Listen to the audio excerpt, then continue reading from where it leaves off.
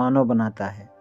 मोह माया मुद्रा जैसे सामाजिक विश्वासों के आधार पर बनी व्यवस्था व्यावसायिक परिषद कहलाती है।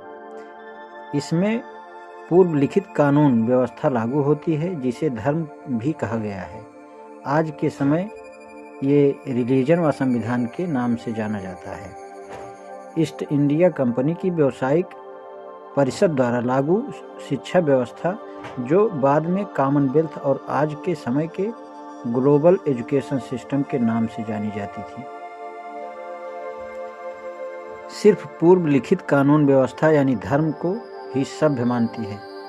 वहीं दूसरी ओर स्थित मनसा व दर्शन के आधार पर लागू व्यवस्था जैसे शैविक व्यवस्था, विदथ गण सभा समिति, पंचायत, महापंचायत, जनपद, महाजनपद आदि, और वैष्णव व्यवस्था, जमींदार सामंत व अन्य द्वैत व्यवस्था को असभ्य मानती है। धर्म की आधुनिक अवधारणा एक अमूर्तता के रूप में, जिसमें विश्वासों या सिद्धांतों के अलग अलग सेट शामिल हैं।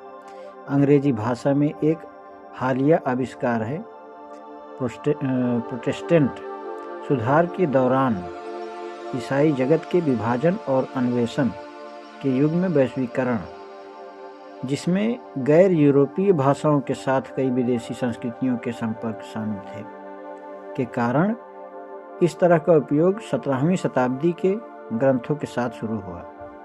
कुछ लोगों का तर्क है कि इसकी परिभाषा की परवाह किए बिना धर्म शब्द को गैर पश्चिमी संस्कृतियों पर लागू करना उचित नहीं है।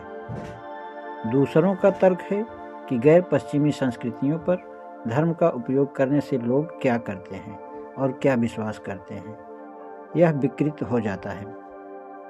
धर्म की अवधारणा 16वीं और 17वीं शताब्दी में बनाई गई थी। इस तथ्य के बावजूद कि बाइबल, कुरान और अन्य जैसे प्राचीन पवित्र ग्रंथों में मूल भाषाओं में एक शब्द या धर्म की अवधारणा भी नहीं थी, और ना ही वे लोग और ना ही वे संस्कृतियां जिनमें ये पवित्र ग्रंथ लिखे गए थे। उदाहरण के लिए हिब्रू में धर्म का कोई सटीक समकक्ष नहीं है, और यहूदी धर्म धार्मिक, राष्ट्रीय, नस्लीय या जातीय पहचान के बीच स्पष्ट रूप से अंतर नहीं करता। इसकी केंद्रीय अवधारणाओं में से एक अलाखा है, जिसका अर्थ है चलना या पथ, जिसे कभी कभी कानून के रूप में अनुवादित किया जाता है, जो धार्मिक अभ्यास और विश्वास दैनिक जीवन के कई पहलुओं का मार्गदर्शन करता है। भले ही यहूदी धर्म की मान्यताएं और परंपराएं प्राचीन दुनिया में पाई जाती हैं, प्राचीन यहूदियों ने यहूदी पहचान को एक जातीय या राष्ट्रीय पहचान के रूप में देखा है, और अनिवार्य विश्वास प्रणाली या विनियमन अनुष्ठानों की आवश्यकता नहीं है। पहली शताब्दी सीई में जोसिफस ने एक जातीय शब्द के रूप में यूनानी शब्द आयोडाइस्मोस यहूदी धर्म का इस्तेमाल किया था, और वह धर्म की आधुनिक अमूर्त अवधारणाओं या विश्वासों के समूह से जुड़ा नहीं था। यहूदी धर्म की अवधारणा का आविष्कार ईसाई चर्च द्वारा किया गया था, और 19वीं शताब्दी में यहूदियों ने अपनी पुश्तैनी संस्कृति को ईसाई धर्म के समान धर्म के रूप में देखना शुरू किया। यूनानी शब्द थ्रेस्किया, जिसका प्रयोग हेरोडोटस और जोसिफस जैसे यूनानी लेखकों द्वारा किया गया था, नए नियम में पाया जाता है। थ्रेस्किया को क्या कभी कभी आज के अनुवादों में धर्म के रूप में अनुवादित किया जाता है। हालांकि मध्ययुगीन काल में इस शब्द को सामान्य पूजा के रूप में समझा जाता था। कुरान में अरबी शब्द दीन को अक्सर आधुनिक अनुवादों में धर्म के रूप में अनुवादित किया जाता है, लेकिन 1600 के दशक के मध्य तक अनुवादकों ने दीन को कानून के रूप में व्यक्त किया।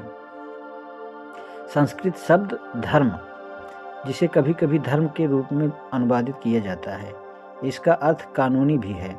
पूरे शास्त्रीय दक्षिण एशिया में कानून के अध्ययन में धर्मपरायण और औपचारिक के साथ साथ व्यवहारिक परंपराओं के माध्यम से तपस्या जैसी अवधारणाएं शामिल थी। मध्यकालीन जापान में पहले शाही कानून और सार्वभौमिक या बुद्ध कानून के बीच एक समान संघ था, लेकिन बाद में ये सत्ता के स्वतंत्र स्रोत बन गए। हालांकि परंपराएं, पवित्र ग्रंथ और प्रथाएं पूरे समय मौजूद रही हैं। अधिकांश संस्कृतियां धर्म की पश्चिमी धारणाओं के साथ संरेखित नहीं हुई, क्योंकि उन्होंने रोजमर्रा की जिंदगी को पवित्र से अलग नहीं किया। 18वीं और 19वीं शताब्दी में बौद्ध धर्म, हिंदू धर्म, ताओवाद, कन्फ्यूशियावाद और विश्व धर्म शब्द सबसे पहले अंग्रेजी भाषा में आए। अमेरिकी मूल निवासियों के बारे में भी सोचा जाता था कि उनका कोई धर्म नहीं है और उनकी भाषाओं में धर्म के लिए कोई शब्द भी नहीं है। 1800 के दशक से पहले किसी ने स्वयं को हिंदू या बौद्ध या अन्य समान धर्म शब्दों के रूप में पहचाना नहीं था। हिंदू ऐतिहासिक रूप से भारतीय उपमहाद्वीप के स्वदेशी लोगों के लिए एक भौगोलिक, सांस्कृतिक और बाद में धार्मिक पहचानकर्ता के रूप में इस्तेमाल किया गया है। अपने लंबे इतिहास के दौरान जापान के पास धर्म की कोई अवधारणा नहीं थी, क्योंकि कोई संबंधित जापानी शब्द नहीं था, न ही इसके अर्थ के करीब कुछ भी। लेकिन जब अमेरिकी युद्धपोत 1853 में जापान के तट पर दिखाई दिए और जापानी सरकार को अन्य मांगों के साथ साथियों पर हस्ताक्षर करने के लिए मजबूर किया, चीज़ें धर्म की स्वतंत्रता देश को इस विचार से जूझना पड़ा। 19वीं शताब्दी में भाषा शास्त्री मैक्स मूलर के अनुसार अंग्रेजी शब्द धर्म की जड़ लैटिन धर्म मूल रूप से केवल ईश्वर या देवताओं के प्रति श्रद्धा, दैवीय चीज़ों के बारे में सावधानीपूर्वक विचार करने के लिए इस्तेमाल किया गया था। धर्मपरायण, जिसे सिसेरो ने आगे के लिए व्युत्पन्न किया था। परिश्रम, मैक्स मूलर ने इतिहास में इस बिंदु पर एक समान शक्ति संरचना के रूप में मिस्र, फारस और भारत सहित दुनिया भर में कई अन्य संस्कृतियों की विशेषताएं बताई। जिसे आज प्राचीन धर्म कहा जाता है, उसे केवल कानून कहते हैं। बस आज इतना ही।